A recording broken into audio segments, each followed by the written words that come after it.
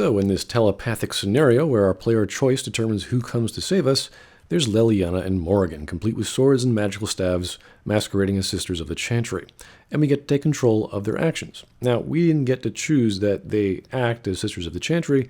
This is really no different than doing so with them in combat, and both of these are established characters, so I guess we can go along with this, but now they are driving the narrative, and we simply choose which bodies do that, not how, and thus not under what guise.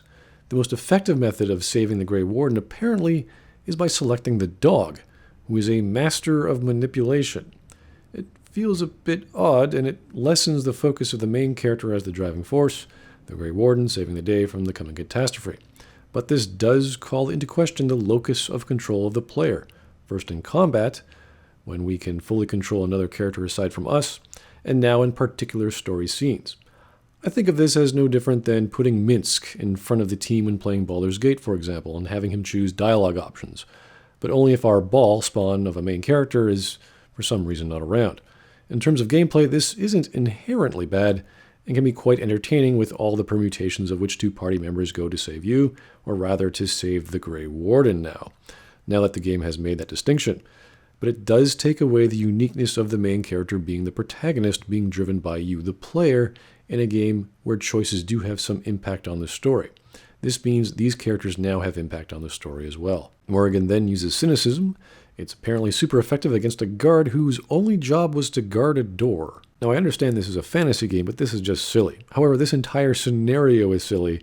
This just makes it worse. I see nothing wrong with a heist scenario, but all we've got going for us is bullshitting our way through no planning.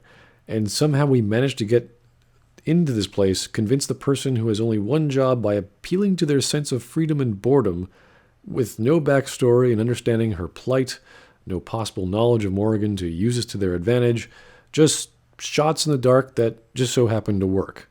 Again, the game is handing the player contrived scenarios, and we're just going along with it to our benefit. This entire scene could have been a lot more believable. Regardless, we just get straight into combat, the next door in, and then we get this scene. Come quickly, Warden, though I doubt you are inclined to linger.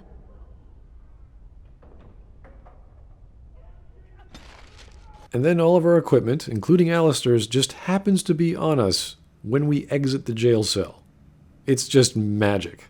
So now that we have a full party, we can slaughter everyone, the way the game probably intended, which makes us wonder why we couldn't simply take a full party or more in the first place and slaughter everyone anyway. Considering all we could do is choose people, you think the scripted events would not involve combat or devolve into it. Maker's breath, it's good to see you in one piece, my friend. Indeed. We have been praying for your safe return, Warden. Yes, thank you, my queen, and your completely useless authority and equally useless military. Maybe Loghain was right. If one of your most secure forts gets broken into easily and everyone in it slaughtered. He saw me as a threat. Yet even now, I'm certain he will be telling the nobles you are dangerous murderers that have kidnapped and mind-controlled me. He may even believe it. Well, we did just technically bust you out of the Earl of Denerim's estate and kidnap you, so it's not too far from the truth. And considering you're with us now and didn't tell anyone when you had the opportunity to avoid confrontation, you might even lie about that, saying it wasn't all your plan. We can also put the blame on Honora here as well for not doing anything about that scenario and being silent and not ordering Traynor to stand down to her queen and let us leave with her. I mean, what was Traynor going to do, imprison the queen? Now, if the game acknowledges this, or rather if Loghain mentions your escape and murdering of innocent guardsmen, that would be rather intelligent of it. Howe's influence was strong. His death can only be a good thing, but even that will not be enough. Considering we were captured because of our means of killing Tim Curry, Loghain can clearly use Tim Curry's murder against us as well. Again, if Loghain mentions this, it would see us as just another murdering lunatic, come to try and control Ferelden for whatever we wish, even if that happens to be a good thing like stopping the Darkspawn. Our actions are reinforcing his paranoia, even if he himself has these scenarios set up for us. That would make Loghain a genius or one of those mastermind level villains. Strangely, the unrest is worst in the Alienage. Few elves accompanied the army. They should have little reason to be upset. which means that Howe and my father must have given them reason. Well, that's a rather interesting segue to the Elven Alienage problem, even though they were only minutely related to Loghain's retreat at Ostagar. A useful lead, Honora, but you could have sent this information with your maid. That is true. I feared for my safety as Howe's prisoner. But to tell the truth, I sent Elena to you because I hoped we might join forces. You need that evidence for the Landsmeet. But you also need a stronger candidate for the throne. You need me. Now, this is an interesting statement. If we were slightly different during our time with Traynor, the Queen would turn the tables on us. We wouldn't be so inclined to want her as our liege, let alone as a friend. Alistair is a Grey Warden. It will look like you are trying to put a Grey Warden on the throne, despite your claims. Considering we are facing a blight, and we're not sure how long that will take, that's not a horrible idea, even if it is Alistair. Okay, maybe it is a horrible idea. More practical would be the Grey Warden or Alistair to lead the armies during the fight against the Darkspawn. I cannot help thinking she may be trouble, but we should keep her close, all the same. Yes, we should, and we should have lots and lots of guards on all of our doors, considering we just busted out of a fort, slaughtered the Arl of the city and his men, and stole away the Queen of the Kingdom. And now we're going to go figure out what happened to the elves of the city. We're a busy bunch of guys. You're both wrong. With a few months of experience, Alistair will make a fine king. He knows how to lead troops to defend his land. He knows how to stand and fight for justice. He knows how to show compassion to those less fortunate, and how to trust to the Maker's guidance to know right from wrong.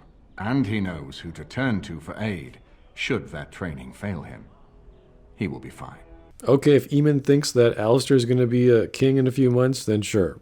I'm all for it, so long as he's involved. You are competent and powerful, and in the right place at the right time.